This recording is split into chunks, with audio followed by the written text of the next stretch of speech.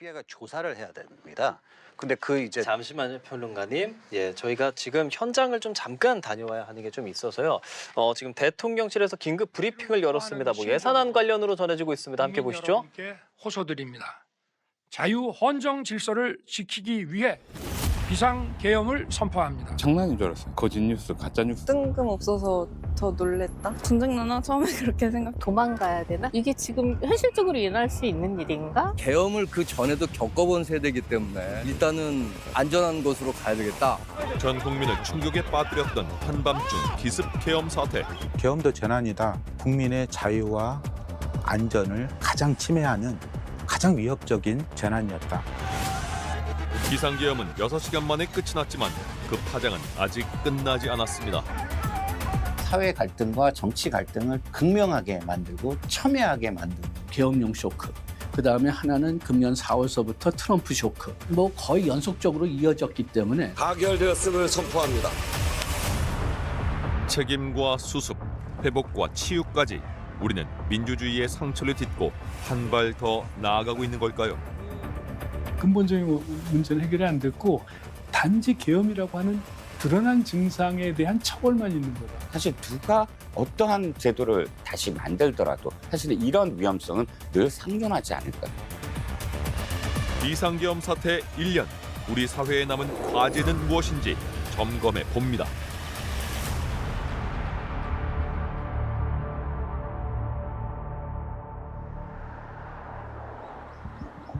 한산한 평일 오후, 대학생 이진 씨가 1년 만에 국회 앞을 다시 찾았습니다. 또 국회 상공에 헬기를 진입시켰다는 소식이 지금 막 들어와 있습니다. 계엄군을 봤었어요. 텔레비전 너머로 헬기 보고 그다음에 그걸 중계식으로 하잖아요. 뭐 헬기가 온다, 계엄군이 지금 내려오고 있다, 이런 것들. 그걸 보고 창문 깨는 것 정도까지 아마 봤던 것 같습니다. 그래서 그때는 정말 가야겠다는 생각이 들었던 것 같아요. 1년이 지났지만 참담한 마음으로 마주했던 그날의 국회가 생생한데요. 조용하네요. 그날 만약에 안 됐으면 또 이게 어떻게 보일지 생각하고 있었습니다. 늦은 밤 기습 계엄 선포에도 많은 국민이 단숨에 국회로 달려왔습니다. 시간이 지날수록 인파는 더욱 불어났는데요. 사실 저는 국회를 와본 적이 없어서 가는 길을 몰랐는데 사람들 따라가면은 될 정도로 사람이 많았고 다 비슷한 방향으로 이동을 하고 있었습니다. 여기는 사람들이 다 이제 모여가지고 경찰들이 문 막고 있고, 사람들이 문 열라, 역사에 죄를 짓지 말라, 이런 식으로 경찰들한테 얘기를 하고 있었고, 국민은 국회 밖에서, 의원과 보좌진들은 국회 안에서 군경을 온몸으로 막아냈습니다. 재석 190인 중 찬성 190인으로서 비상계엄 해제 요구 결의안은 가결되었음을 선포합니다.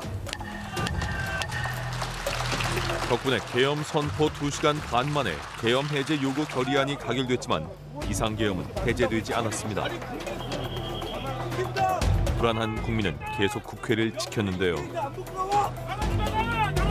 경찰들이 여기 운집해 있다가 나중에 빠지고 뭐 이렇게 왔다 갔다 하는데도 그때 이제 시민들을 공격하려고 하는 거다, 그런 어떤 공포감이 없진 않았던 것 같아요. 그리고 2차 계엄에 대한 얘기도 일단 윤석열이 계엄 해제를 안 하니까 정말 이러다가 또 투입되는 거 아닌가? 뭐 이런 우려가 있었던 것 같긴 해요.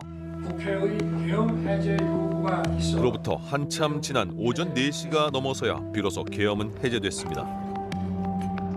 한밤중에 비상계엄 사태는 약 6시간 만에 일단락됐지만 45년 만에 비상계엄이 선포됐다는 사실만으로 국민들은 충격과 혼란에 빠졌습니다. 저희 세대 같은 경우에는 특히 태어날 때부터 민주주의였고, 그다음에 민주주의에 대해서 의심해 본 적이 없는 세대죠. 그 당연한 민주주의가 깨지는 그 어떤 충격 같은 거를 느끼긴 했습니다. 그래서 이게 사실 되게 제도적으로 불안전하구나, 얼마든지 깨질 수 있는 체제구나 라는 것들을 느꼈던 것 같아요. 국회에 나오지 못한 사람들도 마음을 졸이며 긴 밤을 보낸 건 모두 마찬가지였는데요. 거의 뜬 눈으로 이제 TV 시청하면서 계속 나중에 국회 의결 날 때까지. 나고서도 아마 잠 못 잤지 사실은. 그냥. 다 잠을 못 잤던 것 같아요. 다 이제 카톡으로 난리가 났으니까. 국회에서 결의안 통과하고 뭐 이러고 난 다음에 조금 이제는 됐구나 그런 안도감? 외신도 민주화 이후 한국의 첫 비상계엄을 긴급 소식으로 타전했습니다.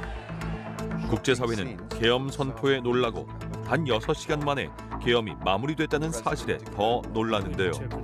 무엇보다 계엄군을 막아낸 국민의 적극적 저항에 주목했습니다. 우리가 이미 군사 정권을 2번이나 경험을 했잖아요. 그러니까 그 경험 속에서 우리 DNA 속에 또다시 군이 동원이 된다고? 군이 언론을 통제한다고?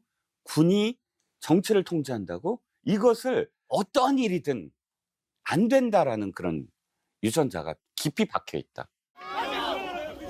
계엄 전 과정은 사람들 휴대전화를 통해 실시간 공유됐습니다.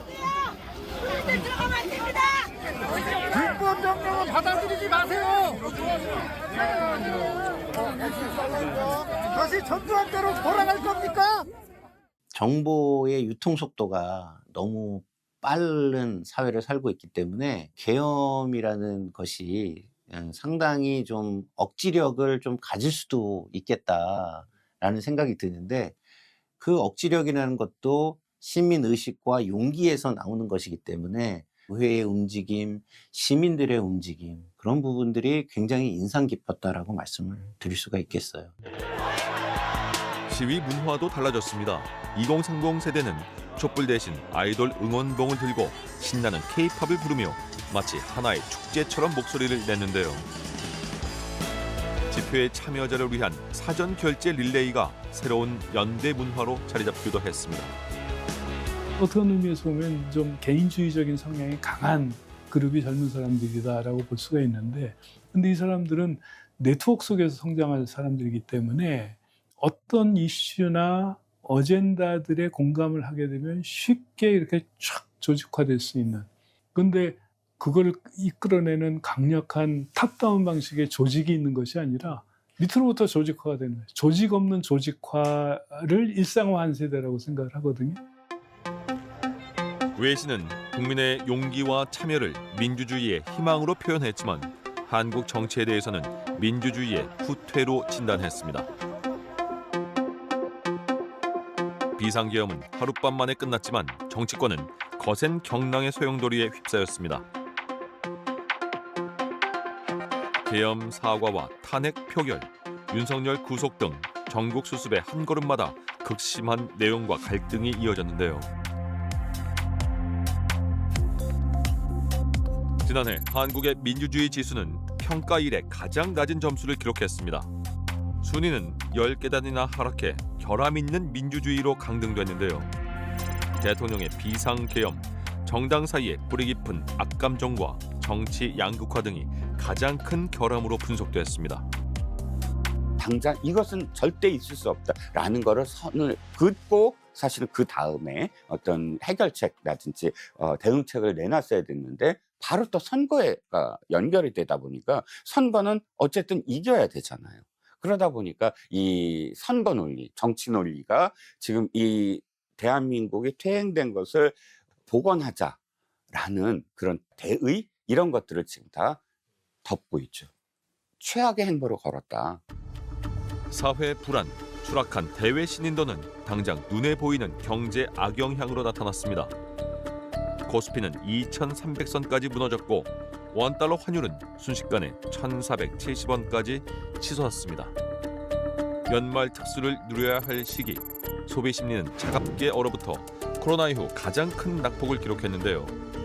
계엄이 딱 선포되고 나니까 우리나라 굉장히 위험한 나라였구나, 안전이 보장되지 않는 나라였구나, 이걸 알았다라고 저는 생각을 합니다. 당연히 외국인들은 우리나라에 대한 투자를 중단을 했을 것이고, 또 우리나라 사람들도 뭔가 일자리를 늘리지 못하겠죠.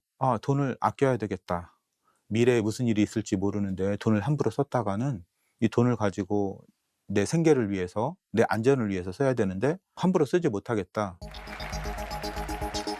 혼란과 갈등으로 외교 공백이 이어지는 사이 미국에서는 트럼프 대통령이 취임했습니다. 깊어진 미중 갈등에 설상가상 상호 관세라는 새로운 청구서까지 날아들었습니다. 트럼프 대통령은 언제든지 좀 그 개인적인 그런 생각을 위주로 정책을 하기 때문에 1대1 외교, 통상 외교가 굉장히 중요했던 것 같아요.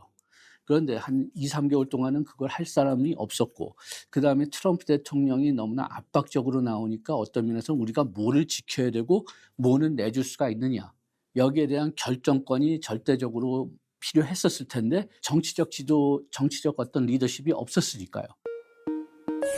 OECD는 우리나라 올해 GDP 성장률 전망치를 지난해 12월 2.1%에서 올해 6월 1.0%까지 잇따라 낮췄습니다.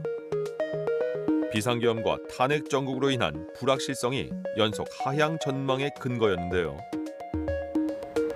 무엇보다 가장 큰 상처는 심리적 내전 상태라는 말이 나올 정도로 극심해진 사회 분열과 갈등이었습니다. 탄핵안 가결 후 약 넉 달간 이어진 탄핵 심리, 역대 대통령 탄핵 심판 중 최장 기간이었습니다. 당시의 헌법재판관이 6인 체제였습니다. 6인 체제라는 거는 만약에 결정을 해도 그 결정에 대해서 이의를 제기하는 세력이 나올 수 있는 굉장히 취약한 구조인 거예요. 그때는 오히려 신중함을 유지하고 사회의 어떤 갈등적인 요소들을 감안해가지고 판결을 진행하는 것이 저는 불가피한 선택이었다고 저는 보거든요. 탄핵 찬반을 둘러싼 정치권 갈등은 국민 대리전 양상으로 번졌습니다. 탄핵 결정은 사법부의 몫이었지만 국민은 집회를 통해 탄핵 혹은 기각을 촉구하며 맞붙었습니다. 정치인은 이에 합세해 장외 여론전을 펼쳤는데요. 국회의원들이 촛불시대를 따라다녀, 태극기부대를 따라다녀. 국회의사당은 텅 비어 있어요. 대의제 민주주의가 충족을 못 시켜주니까 끌어넘치는 거죠. 그러니까 끌어넘치면 국회의원들이 부끄러워하고 책임을 져야 되는데 뒤를 쫓아다니면서 박수치면서 쫓아다녀요. 이 세상에 이런 뒤집어진 이 시스템이 어디 있습니까? 정치권의 부채질 속에 분위기는 점점 격화됐습니다. 도심, 대학가 곳곳이 몸살을 앓았고 몸싸움, 욕설 등 물리적 충돌도 빈번하게 일어났습니다. 내 편과 네 편, 적대와 증오만 남은 광장의 목소리, 급기야 사법부에 대한 폭력 난동이라는 있을 수 없는 사태까지 벌어졌는데요. 1월 19일 새벽 윤석열 구속영장 발부 소식이 전해지자 흥분한 지지자들은 서부지방법원에 난입했습니다. 법원 유리창을 깨고 판사를 찾아 나서는가 하면 방화 시도까지 서슴지 않는 시위대의 모습에 많은 국민은 또다시 큰 충격에 휩싸였습니다. 공격을 한 그 가해자들은 그렇게 생각을 할 것입니다. 나의 입장은 옳았다. 내 입장이 옳다라는 것을 증명하기 위해서 우리는 어쩔 수 없이 폭력을 사용했다. 이렇게 감정적으로 느꼈다라면 이성적으로 틀린지 옳은지는 중요하지 않다. 사이비 종교의 신자들, 사기에 휘말린 피해자들이 다 그렇게 인지 부조화 이론에 의해서 그러한 공격성을 나타내는 경우가 있었습니다. 법과 사회가 그런 행동들을 규제하지 않으면 그런 사람들은 도처에서 다시 나타날 것입니다.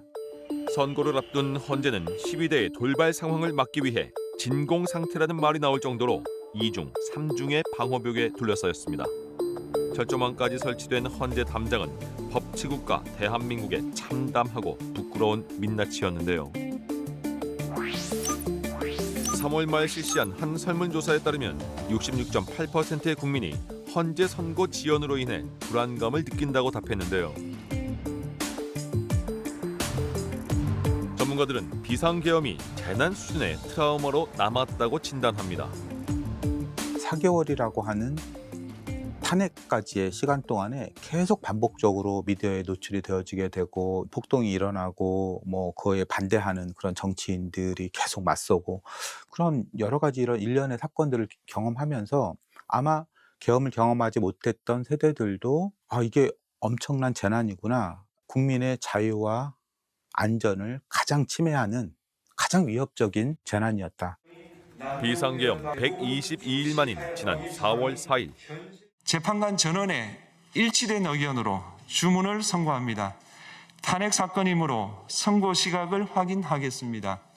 지금 시각은 오전 11시 22분입니다. 주문, 피청구인 대통령 윤석열을 파면한다. 45년 만에 비상계엄은 대통령 탄핵과 책임자 단죄로 수습 국면에 접어들었습니다. 내가 증인하고 새 정부가 출범했고 공백 상태나 다름없었던 국정 정상화에 박차를 가하며 숨가쁘게 달려온 1년. 우리는 비상계엄으로 드러난 민주주의의 위기를 극복하고 회복의 길로 한 걸음 나아가고 있는 걸까요? 탄핵은 됐다고 하지만 정확하게 진위 여부 뭐 이런 것들을 다 가려내지 못했고 어떤 사실관계에 있는지 속속들이 알지 못하기 때문에 아직까지는 뭐 마무리됐다고 생각하지는 않아요. 조금 더디게 진행되고 있다는 생각은 들어요. 네. 누가 봐도 명백한 건데 왜 빨리빨리 처리가 안 됐을까? 뭔가 방향이 잘못 가는 방향이 아닌가 하는 그런 걸 조금 느낍니다. 예. 우리 옛날에 생각하는 민주주의하고 지금 이 사태를 보면은 조금 의문점이 많은 점이 많아요. 예. 자라나는 세대는 그걸 고민할 이유가 없는, 고민하라라고 요구할 이유가 없는 그런 세대인데 그 세대들에게 민주주의가 무엇인지, 민주주의의 회복이 무엇인지에 대해서 공유할 수 있는 그런 계기가 충분히 됐다. 그래서 다시는 이런 일이 진짜 아예 생각조차 하지 못하는 그런 사회적 합의가 이루어질 수 있었던 것은 굉장히 전 유의미하다고 생각을 합니다.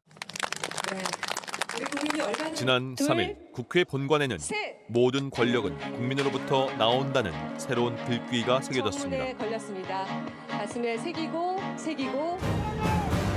국민들은 1년 전 격동의 밤을 잊지 않기 위해 국회 앞에 다시 모여 응원봉을 들었는데요. 정치권에서도 계엄 1년을 맞아 저마다 그 의미를 되짚고 민주주의 수호를 강조했습니다. 12월 3일 그날 밤 시민들은 두려워하지 않고 국회로 모였습니다. 계엄군의 헬기 굉음을 똑똑히 들었고 무장한 계엄군의 군합발을 보았습니다. 시민이 비상계엄을 온몸으로 막아냈습니다. 계엄의 발생을 막지 못한 데 대해 국민의힘 국회의원 모두는 무거운 책임감을 통감하고 있습니다. 국민 여러분께 다시 한번 진심으로 사과드립니다. 큰 위기를 겪었지만 대화와 타협이 실종된 적대 정치는 여야 자리만 바꿔 여전히 되풀이되고 있습니다. 제대로 된 반성과 책임, 진상규명 역시 아직 요원한데요. 이 정도의 굉장한 역사적인 사건이 일어났으면 정치인들은 소명의식이라는 걸 가지고 일의 우선순위를 정해서 무엇을 먼저 해야 할 것인가를 생각해 줘야 된다고 생각하는데 진영의 이익을 먼저 생각하는 것들이 강하다 보니까 계엄 해제 이후에도 이 어떤 사회적 정치적 갈등이 굉장히 크고 이 불법 계엄과 내란 의혹을 진상을 규명하고 해소하는데도 시간이 생각보다 많이 걸리고 있는 것 아닌가. 내 탓 공방에 몰두하느라 나라 안팎으로 쌓여있는 현안은 여전히 뒷전입니다. 정쟁이 심해서 어떤 면에서는 국정이 마비되는 거죠. 우리가 다 할 수는 없으니까 그럼 우선순위를 정해줘야 되는데 우선순위를 정해주는 것은 정치죠. 지금 꼭 필요한 개혁들, 연금 개혁, 요거는 급하거든요. 그 다음에 또 그 우리나라의 어떤 기술 혁신 필요한 어떤 규제 개혁, 교육 개혁이든지 재정 개혁이든지 이런 것들도 다 지금 홀딩 상태에 있으니까 우리 잠재 성장률이 계속 좀 둔화될 수밖에 없죠. 입법부는 불법 계엄을 막기 위해 계엄 선포 후 국회의원의 국회 출입을 보장하는 등 계엄법 개정안을 마련했습니다. 상관의 위법한 지휘를 거부할 수 있도록 공무원의 복종 의무를 없애는 개정안도 논의 중인데요.